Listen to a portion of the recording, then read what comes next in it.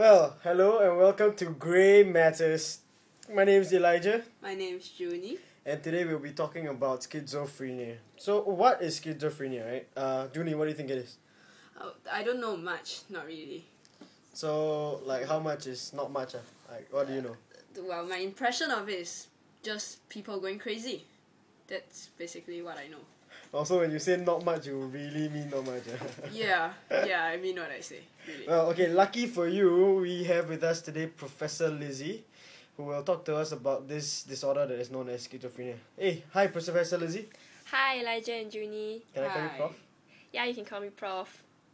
So what questions do you have for me today? Basically, we just want to know, generally, what is schizophrenia? The Health Promotion Board stated that schizophrenia is a group of psychotic disorders characterized by disturbances in thought, perception, affect, behavior, and communication lasting longer than 6 months.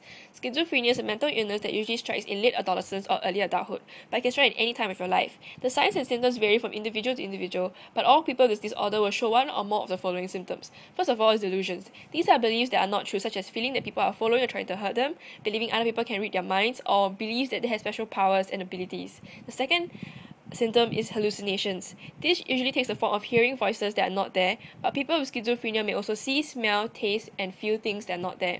And lastly, the negative symptoms. This includes a lack of motivation or interest, diminished cognitive functioning, and a decreased emotional expression.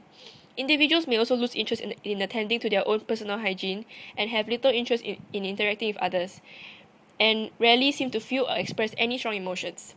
However, it is not a split personality. Okay, Professor. How do people get schizophrenia? Well, there are a lot of factors in it, but one of the most important thing is you need to look at the interplay of the environmental and genetic issues. While there is no doubt that having someone with this mental disorder in the family, it will increase your risk, it also depends on the environment that you are brought up in. If the person is brought up in a maladaptive environment who has this and also this person also has this genetic predisposition for mental illnesses, then this person will be at a high risk of developing schizophrenia. Also, another factor that can cause schizophrenia is actually stress on top of all these genetic factors. So, if a person is under extreme levels of stress, then that will trigger schizophrenia? Yes. People with schizophrenia will be more sensitive to stress. A normal stressor can cause to be rather extreme to a person that's genetically predisposed to a schizophrenia. Anything from exams to being scolded by your parents could actually trigger a disorder. And in addition to that, the build-up of daily stressors could also trigger schizophrenia. Things like waiting in line or waiting for the traffic lights or traffic jams. Even the stress. Usually stress would cause people to be adaptive to it. So for those for those predisposed to schizophrenia, that would just be the way they react to stress. Oh, okay. So how does all this work, Professor? Like in the brain? Well, there are three main theories that so far the research has pointed out to that can cause schizophrenia. The first one is the glutamate model, when there is a dysfunction of the glutamate system, which is an excitatory neurotransmitter in the brain. A disruption in the neurotransmitter can cause psychiatric disorders. When this happens, it can cause perceptual disturbances because of misfired neurons in the hippocampus and the cerebellum. The second theory is a dopamine hypothesis of schizophrenia. Basically, it's higher levels of dopamine activity in your brain will bring about the positive symptoms of schizophrenia, which is like hallucinations and psychosis and delusions. And the third theory would be the failure of glial cells to support the neurons.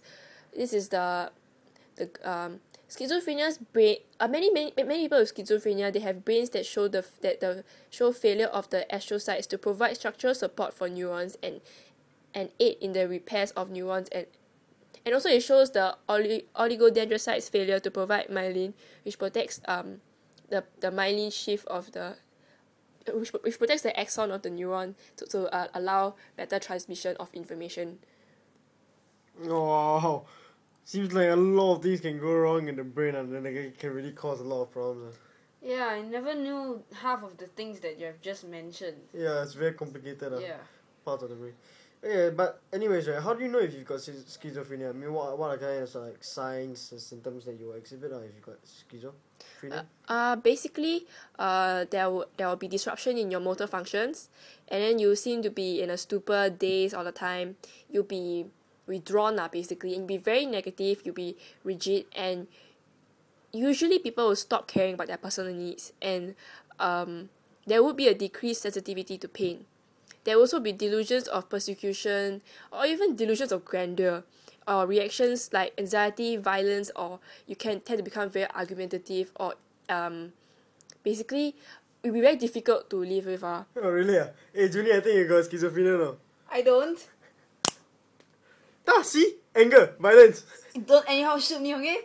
Delusions of persecution and argumentative. I told you.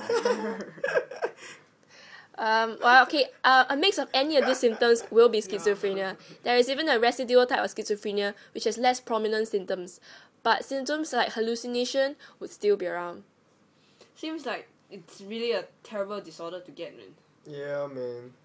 So if we get this disorder, how can we get better? How can it be treated?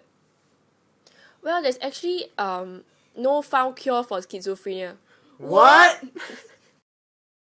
However, with proper treatment, these symptoms can be managed. An important step to treatment would be to take antipsychotic drugs. These drugs help to significantly reduce symptoms like hallucinations and delusions.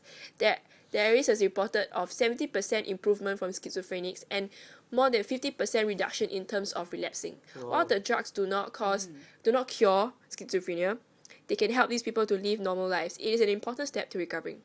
That's true. However, if antipsychotic drugs do fail, another treatment is the magnetic stimulation, which can last up to 15 weeks. So what happens during treatment is that they will place an instrument near your scalp, this instrument, they will apply magnetic pulses that would change the cortical activity in the region. However, this usually only works for auditory hallucinations. Wait, so this means that you just stop hearing voices, but the other symptoms will be there. Yeah. Perhaps like the social withdrawal, the negative symptoms might still be present. But current treatments also focus on the social aspect, which uses psychosocial intervention. These help the people with schizophrenia to learn how to function in acceptable ways. Psychotherapeutical methods such as CBT and family psychoeducation can also help people with schizophrenia deal with their symptoms and operate normally. There is also social rehabilitation which equips them with the correct social and interaction skills so that they can adapt in our society. Usually only for the most severe cases of schizophrenia needs treatment in hospitals like IMH in Singapore.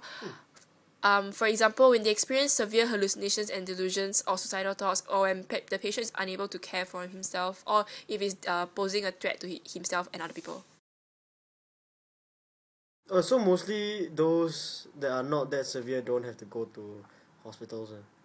They can just get treatment. Maybe just like go to the hospital to get diagnosed and get the drugs, is it? Then only for the actual treatments, then you need to go to the hospital. Outpatient treatments, maybe. Yes. Is that how it works? Yeah, actually that's pretty much true. So okay, thank you, Prof. We know a lot more about schizophrenia now, as I believe our listeners also have found out a lot today. So thank you for sharing with us. Okay, if you need more information, you can visit our blog www.thehippoandthecampus.wordpress.com.